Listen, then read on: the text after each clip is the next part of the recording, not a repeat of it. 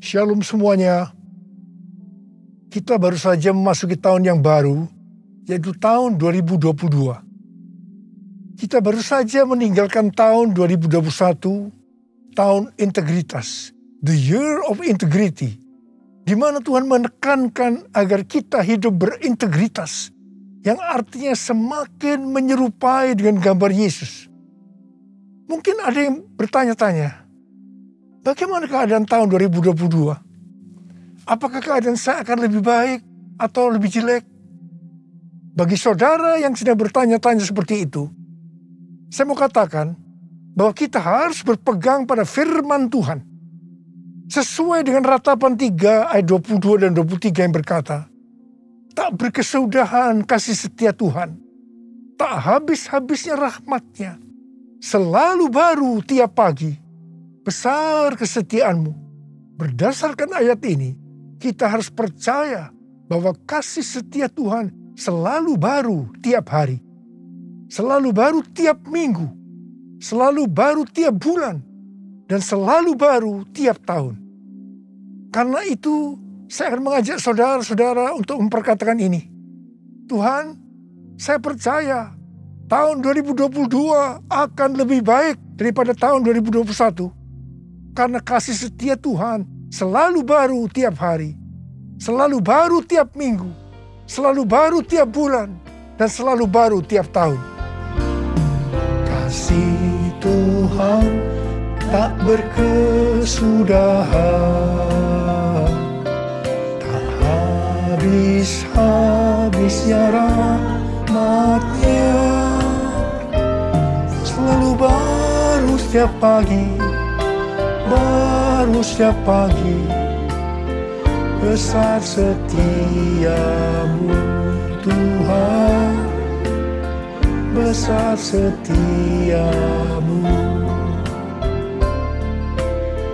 besar setiamu Tuhan, besar setiamu.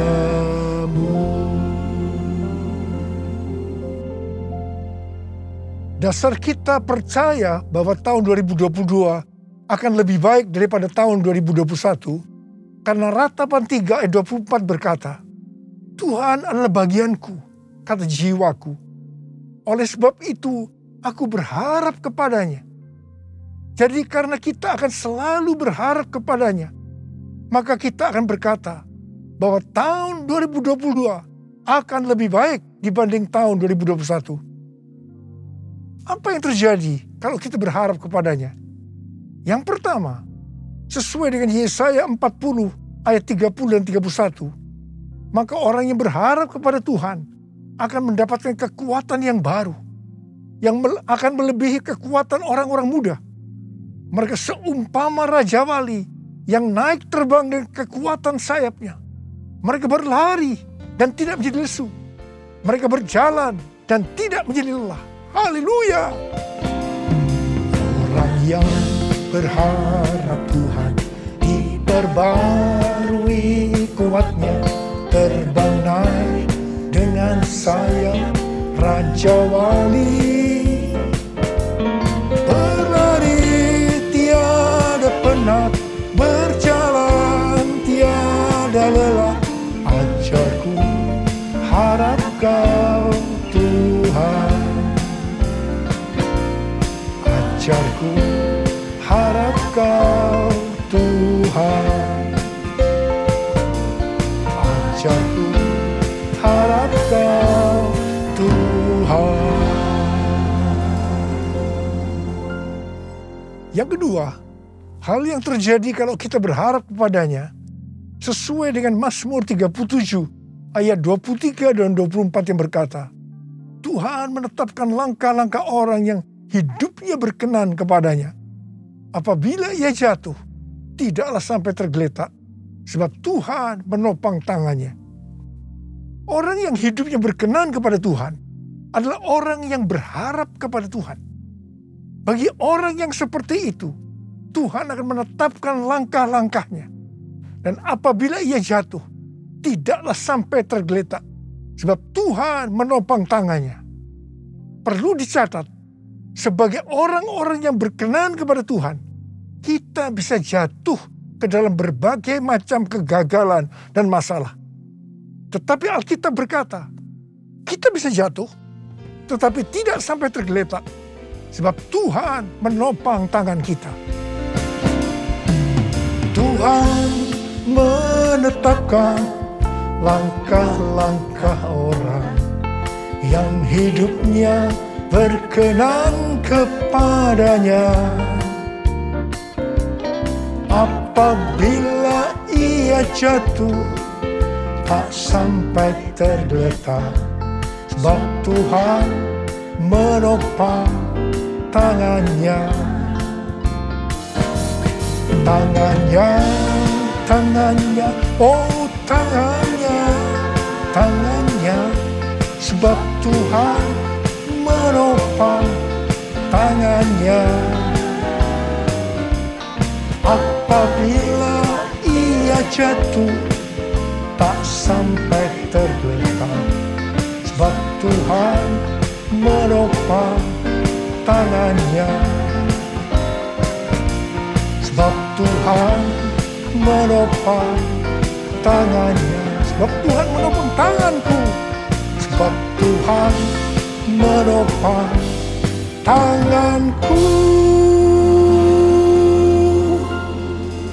Yang ketiga, hal yang terjadi kalau kita berharap kepadanya adalah sesuai dengan Yeremia 17 ayat 7 dan 8 yang berkata, diberkatilah orang yang mengandalkan Tuhan, yang menaruh harapannya pada Tuhan. Ia akan seperti pohon yang ditanam di tepi air, yang merambatkan akar-akarnya ke tepi batang air, dan yang tidak mengalami datangnya panas terik, yang daunnya tetap hijau, yang tidak khawatir dalam tahun kering, dan yang tidak berhenti menghasilkan buah. Haleluya! Yang keempat, hal yang akan terjadi kalau kita berharap kepadanya, sesuai dengan Mazmur 32 ayat 8 dan Mazmur 33 ayat 18, bahwa mata Tuhan tertuju kepada mereka yang takut akan Dia, kepada mereka yang berharap akan kasih setianya. Tuhan akan mengajar, menasehati, dan menunjukkan jalan yang harus kita tempuh. Tuntunan Tuhan ini akan kita mengerti hanya kalau mata kita tertuju kepada Dia. Alasan yang kedua, mengapa kita berkata kalau tahun 2022 akan lebih baik daripada tahun 2021? Karena hati kita melekat kepada Tuhan. Karena kita hidup intim dengan Tuhan. Dalam Mazmur 91 ayat 14 sampai dengan 16, Tuhan berkata, sungguh hatinya melekat kepadaku, maka aku akan meluputkannya. Aku akan membentenginya, sebab ia mengenal namaku. Bila ia berseru kepadaku, aku akan menjawab. Aku akan menyertai dia dalam kesesakan.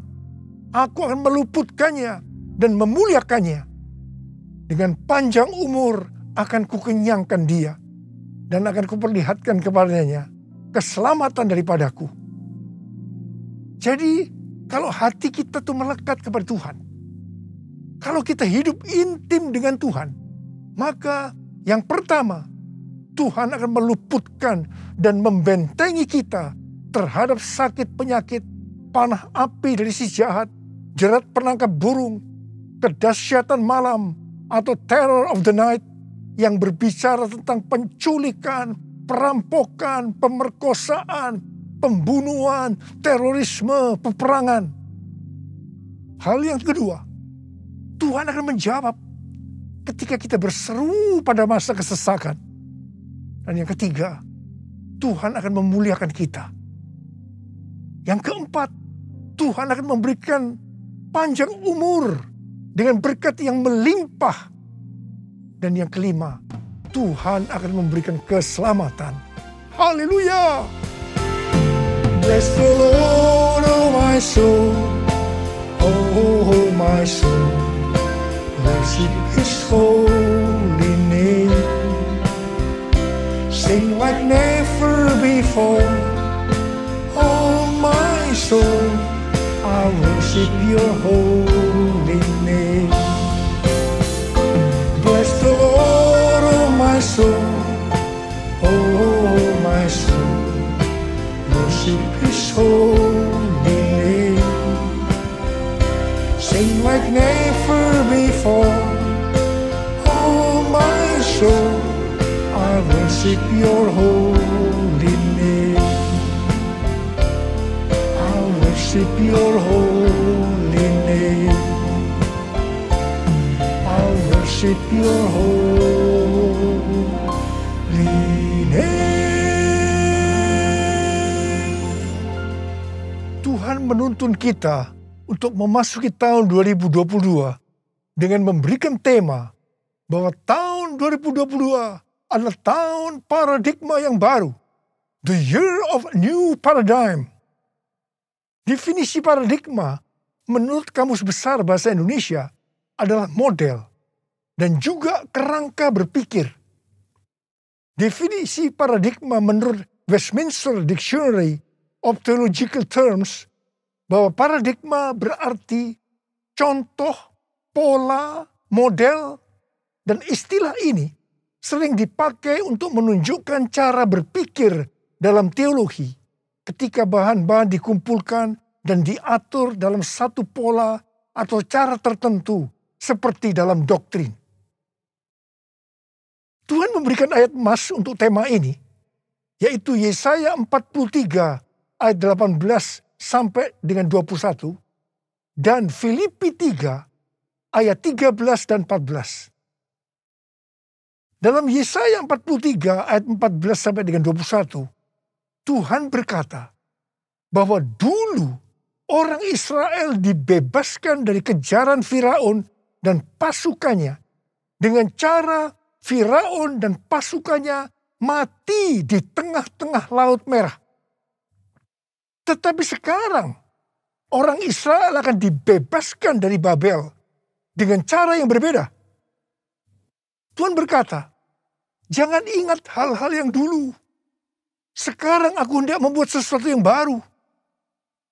Kalau dulu Allah menyelamatkan Israel lewat jalan laut, sekarang Allah menyelamatkan Israel dengan cara yang baru.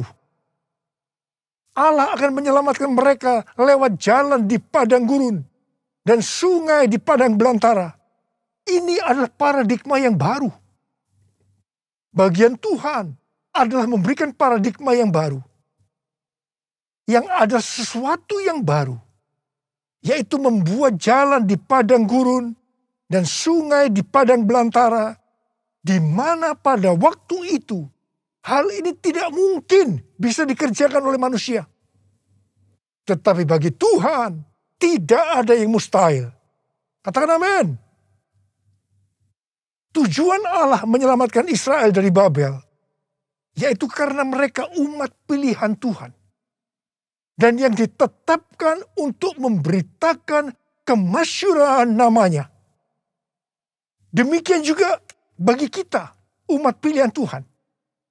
Pada tahun 2022 ini, Tuhan akan menolong dan membebaskan kita dari masalah-masalah yang terjadi dalam seluruh aspek kehidupan kita. Apakah itu sakit penyakit, keluarga, pelayanan, bisnis, masa depan, dengan cara-cara yang baru atau paradigma yang baru. 1 Korintus 2 ayat 9 berkata, tetapi seperti ada tertulis, apa yang tidak pernah dilihat oleh mata, dan tidak pernah didengar oleh telinga, dan yang tidak pernah timbul dalam hati manusia. Semua yang disediakan Allah untuk mereka yang mengasihi Dia. Apa yang Tuhan minta untuk kita lakukan? Kita harus memberitakan kemasyhurannya. Kita harus menyelesaikan amanat agung dalam era Pentakosta ketiga ini.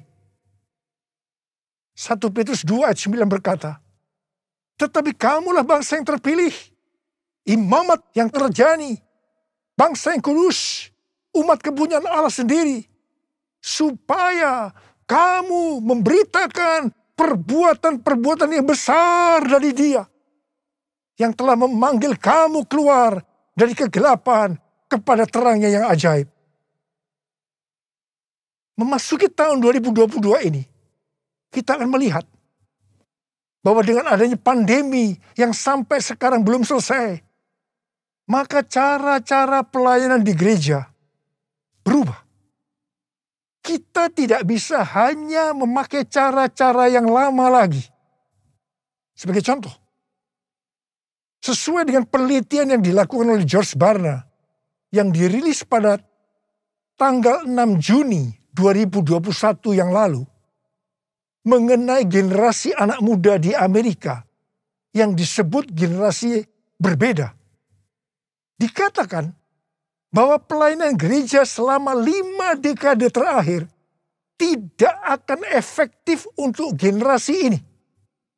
Jadi perlu ada paradigma yang baru dalam pelayanan di gereja. Tuhan sedang membuat paradigma yang baru sebagai pola yang baru. Dan bagian kita adalah menerima sebagai cara pandang yang baru. Demikian juga dengan cara berbisnis. Pasti banyak dari cara-cara yang lama yang sudah tidak bisa dipakai lagi. Perlu diperhatikan bahwa Wahyu 13 ayat 16 pasti akan digenapi. Manusia tidak dapat membeli dan menjual kalau tidak memiliki tanda antikristus di tangan kanannya dan di dahinya. Dan dengan seizin Tuhan, dunia sekarang sedang dibawa ke sana untuk menggenapi Wahyu 13 ayat 16 tadi. Tetapi bagi kita yang percaya bahwa pengangkatan terjadi sebelum masa sengsara yang disebut dengan pre-tribulation, kita tidak akan mengalami itu. Sekali lagi saya mau katakan pada saudara, kita tidak akan mengalami itu. Jadi, daripada kita disibukkan memikirkan chip dari antikristus sampai menolak untuk divaksinasi, sebaiknya kita mempersiapkan diri kita untuk pengangkatan yang sudah sangat-sangat dekat waktunya. Maranatha, Tuhan Yesus datang segera. Jadi, dalam tahun paradigma yang baru ini, ada 3 hal yang harus diperhatikan. Yang pertama, paradigma adalah inisiatif Tuhan sendiri yang perlu diresponi oleh umatnya. Ada bagian yang Tuhan perbuat, ada bagian yang umatnya harus lakukan. Yang kedua, bagian Tuhan membuat sesuatu yang baru, yaitu paradigma sebagai pola. Dan yang ketiga, bagian umat Tuhan melihat, mengetahui, dan menerima yang Tuhan buat, yaitu paradigma sebagai cara pandang. Hatiku percaya, hatiku percaya, hatiku percaya, selalu ku percaya,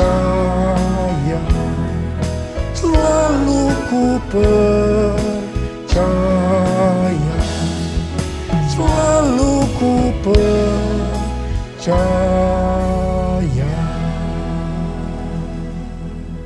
Sesuai dengan Filipi 3 ayat 7 sampai dengan 9, dikatakan titik tolak perubahan paradigma Paulus terkait dengan masa lalunya adalah karena pengenalan akan Kristus Yesus. Orang yang berjumpa dengan Tuhan Yesus seharusnya mengalami perubahan paradigma. Artinya memiliki paradigma yang baru. Untuk itu, sesuai dengan Filipi 3 ayat 13 dan 14 yang merupakan ayat emas kita tadi, Paulus melupakan apa yang telah di belakangnya dan mengarahkan diri kepada apa yang di depannya dan berlari-lari kepada tujuan.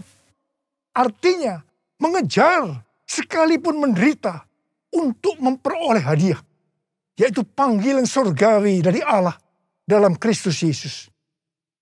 Kita juga harus berpikir tidak hanya masuk surga saja, tetapi masuk surga dengan hadiah berupa mahkota.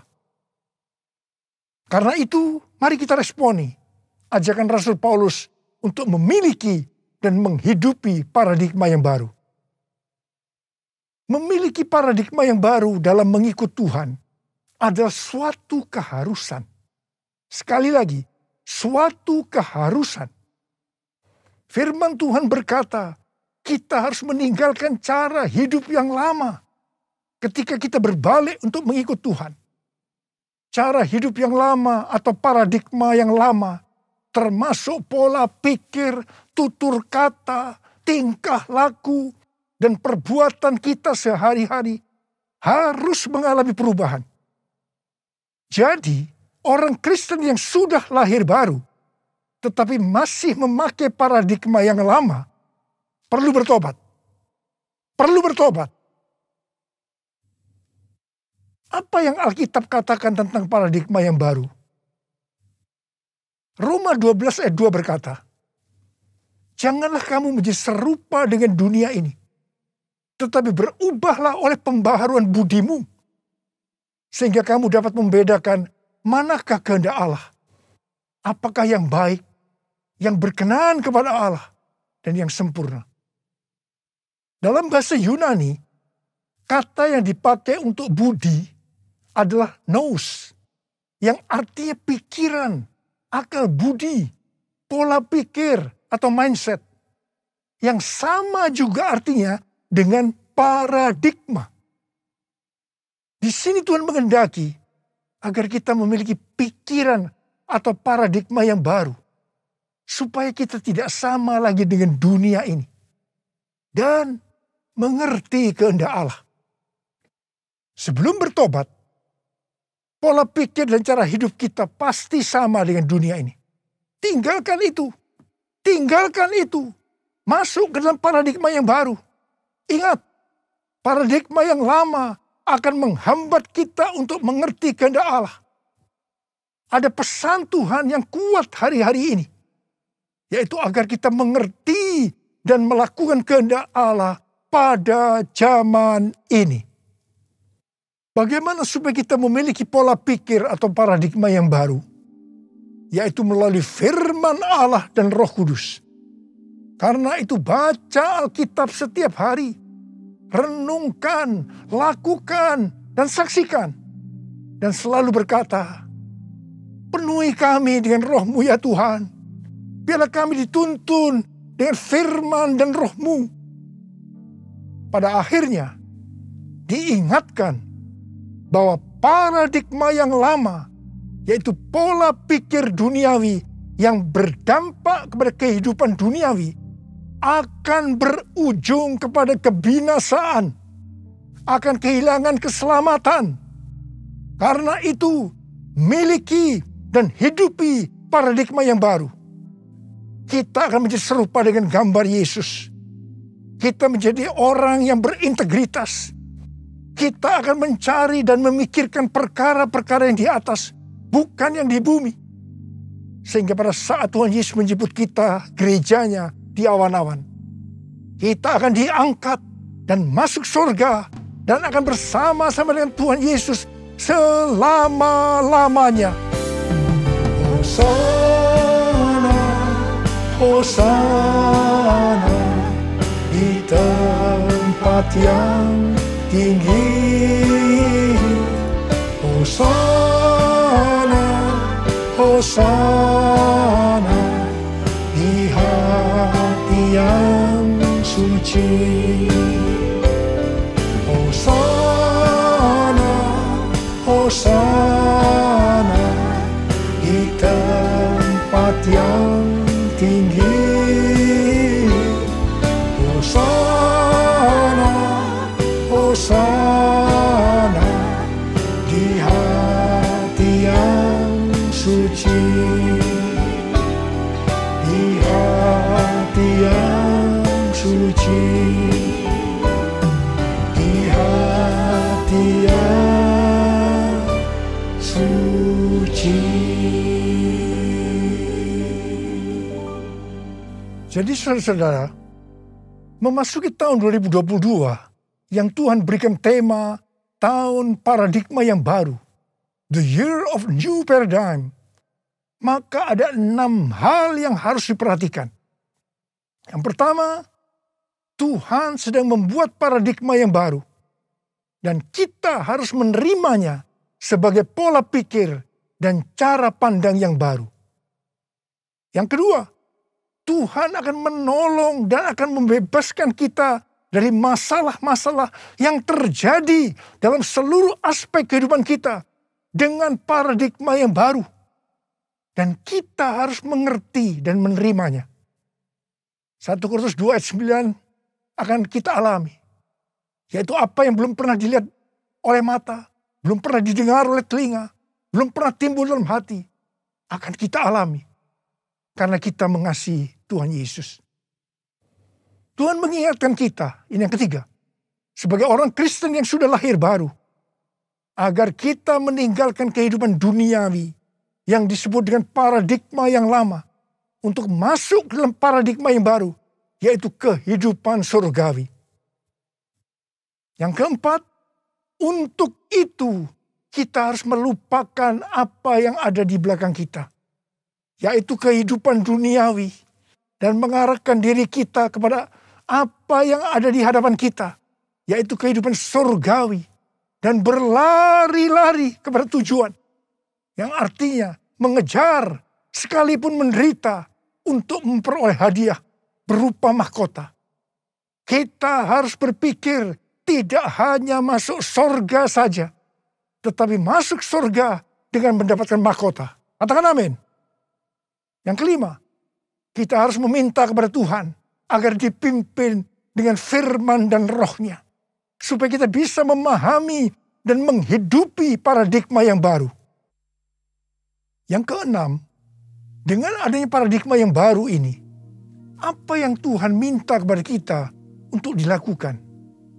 Yaitu supaya kita memberitakan perbuatan-perbuatan yang besar dari Dia yang telah menyelamatkan kita, supaya dalam era Pentakosta ketiga ini kita menyelesaikan amanat agung, dan setelah itu Tuhan Yesus datang kembali. Ku mau selalu bersyukur, selalu bersyukur. Kau Tuhan yang setia, yang selalu menopang. Ku mau selalu bersyukur, selalu bersyukur. Kau Bapa-Ku yang setia. Sekali lagi. Ku mau selalu bersyukur, selalu bersyukur. Kau Tuhan yang setia, yang selalu menopang. Ku mau selalu bersyukur, selalu bersyukur. Kau Bapa-Ku yang setia. Mari angkat tangan saudara, kita sembah Dia. Riala basyara bara bara bara bara. Oh riala la bara bara bara bara bara bara. Oh ra bara bara bara bara bara bara. Oh ra ba ba ba ba ba. Kami mau selalu bersyukur ya Tuhan, meninggalkan tahun 2021. Kami bersyukur apapun kami alami, enak maupun tidak enak, kami selalu bersyukur kepada Tuhan. Dan kami akan memasuki tahun 2020 sekarang ini Tuhan. Kami bersyukur Tuhan. Terima kasih Bapa, urapi kami. Urapi kami semua Tuhan memasuki tahun 2022 ini Tuhan. Supaya kita semua bisa memahami dan menghidupi paradigma yang baru. Sekarang terimalah. Terima pengurapan Tuhan. Terima.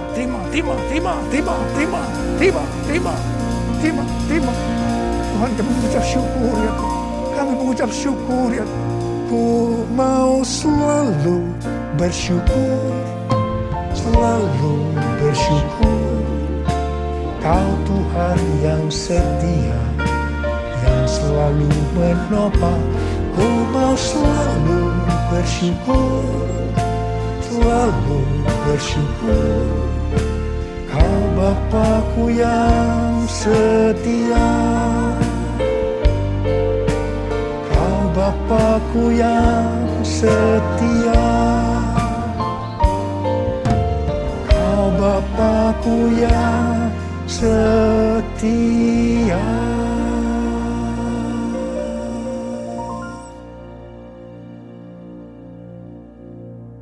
Mari saudara-saudara, kita akan masuk dalam perjamuan kudus. Ini adalah perjamuan kudus yang pertama dalam tahun yang baru, tahun 2022 ini. Kita akan mengingat ayat ini. Sebab setiap kali kamu makan roti ini dan minum cawan ini, kamu memberitakan kematian Tuhan sampai Ia datang. Perjamuan kudus adalah perjamuan Tuhan Yesus sendiri. Setiap kali kita masuk dalam perjamuan kudus, Tuhan Yesus selalu berkata kepada kita, biarlah ini menjadi peringatan akan daku. Peringatan akan daku. Karena itu mari saudara-saudara, kita tundukkan kepala, kita arahkan hati kita kepada kebaikan Tuhan. Apa yang telah Tuhan Yesus perbuat dalam hidup ini? Supaya kita lebih mengasihi Tuhan Yesus. Kita supaya lebih mengasihi satu dengan yang lain. Bapa, siapakah kami sebelum kami mengenal Engkau? Kami semua orang berdosa. Upah dosa adalah maut, mati. Tapi Engkau yang tidak berdosa telah dijadikan dosa oleh karena kami. Engkau harus turun dari surga mulia, menjelma menjadi manusia, mati ganti kami dengan penderitaan yang luar biasa. Tuhan, terima kasih. Terima kasih buat kebaikan Tuhan. Terima kasih buat kebaikan Tuhan. Ya Tuhan, Kau jadikan kami sebagai anak-anak-Mu. Kau tuntun, Kau bela, Kau lindungi. Kau sembuhkan kami. Kau berikan kepada kami visi-visi yang baru memasuki tahun yang baru ini Tuhan. Engkau tegur juga kalau kami salah. Itu Engkau ya Aba. Itu Engkau ya Aba. Saudara, Tuhan akan memberkati kita semua melalui perjamuan kudus. Tapi Tuhan mau kita makan dan minum dengan cara yang benar. Karena itu, mari masing-masing berdoa, introspeksi. Kita baru saja meninggalkan tahun yang lama, tahun 2021. Memasuki tahun yang baru, tahun 2022. Mari, kalau ada hal-hal yang belum diselesaikan selama ini dengan Tuhan, memasuki tahun yang baru, kita selesaikan sekarang ini. Kita minta ampun. Kalau ada hal-hal yang menyedihkan hatinya Tuhan, kita minta ampun. Ampuni saya Tuhan. Ampuni, katakan begitu. Katakan, ampuni saya Tuhan. Ampuni saya. Tuhan, ampuni kami semua Tuhan. Ampuni kami semua. Kau melihat anak-anak-Mu semua yang sedang meminta ampun padamu. Ampuni Tuhan. Berkati mereka memasuki tahun yang baru. Tahun 2022. Tahun paradigma yang baru ini. Ya Bapa, ya Bapa, ya Bapa. Ya Bapa, ya Bapa. Terima kasih, terima kasih. Terima kasih. Tuhan, terima kasih. Kau sudah mengampuni kami. Kau sudah mengampuni kami. Sekarang saudara-saudara, mari kita masuk dalam perjamuan kudus. Dengan hati yang penuh ucapan syukur. Dalam nama Yesus. Amin. Sekarang, mari kita angkat roti di tangan kanan kita tinggi-tinggi. Sebab apa yang telah kuteruskan kepadamu telah aku terima dari Tuhan. Yaitu bahwa Tuhan Yesus pada malam waktu Ia diserahkan mengambil roti. Dan sesudah itu Ia mengucap syukur atasnya. Dia memecah-mecahkannya dan berkata, inilah tubuhku yang diserahkan bagi kamu. Perbuatlah ini menjadi peringatan akan aku. Saudara dikasihi Tuhan, bukankah roti yang kita pecah-pecahkan ini adalah persekutuan kita dengan tubuh Kristus? Mari kita makan dalam nama Yesus.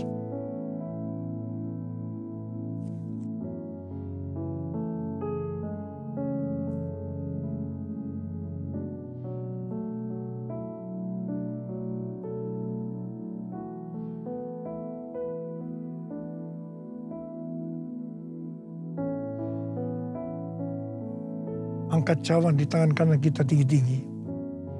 Demikian juga Ia mengambil cawan sudah makan lalu berkata, Cawan ini adalah perjanjian baru yang dimeteraikan oleh darahku. Perbuatlah ini. Setiap kali kamu meminumnya menjadi peringatan akan aku. Sudah dikasih Tuhan. Bukankah cawan pengucapan syukur yang atasnya kita ucapkan syukur adalah persekutuan kita dengan darah Yesus. Mari kita minum dalam nama Yesus.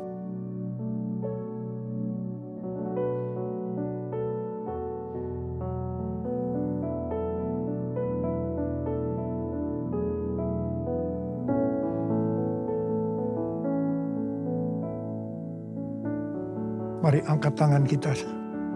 Ucapkan syukur dengan suara. Jangan diam. Jangan diam. Ucapkan syukur ya Tuhan. Terima kasih ya Tuhan. Terima kasih ya Tuhan. Terima kasih ya Tuhan. Terima kasih. Oh ralabaya ralabarabarabarabara. Tuhan, kamu berdoa buat anak-anakmu semua ya Tuhan. Mereka semua sedang mengangkat tangan di hadapan-Mu Tuhan. Kamu berdoa bagi yang sakit. Sembuhkan mereka ya Tuhan. Sembuhkan mereka. Sembuh dalam nama Yesus. Sembuh dalam nama Yesus. Terima mujizat Tuhan. Terima. Oh Tuhan, terima kasih. Katakan terima kasih. Katakan terima kasih buat kesembuhan. Buat pertolongan Tuhan. Buat pemulihan. Katakan terima kasih. Terima kasih. Terima kasih. Terima kasih. Terima kasih Yesusku. Terima kasih Yesusku. Puji syukur hanya bagi Tuhanku. Terima kasih Yesusku. Terima kasih Yesusku. Puji syukur hanya bagi Tuhanku. Terima kasih Yesusku. Terima kasih Yesusku. Puji syukur hanya bagi Tuhanku. Terima kasih Yesusku. Terima kasih Yesusku. Puji syukur hanya bagi Tuhanku. Puji syukur hanya bagi Tuhanku. Puji syukur hanya bagi Tuhanku. Terima kasih Abba. Terima kasih. Terima kasih Abba. Terima kasih.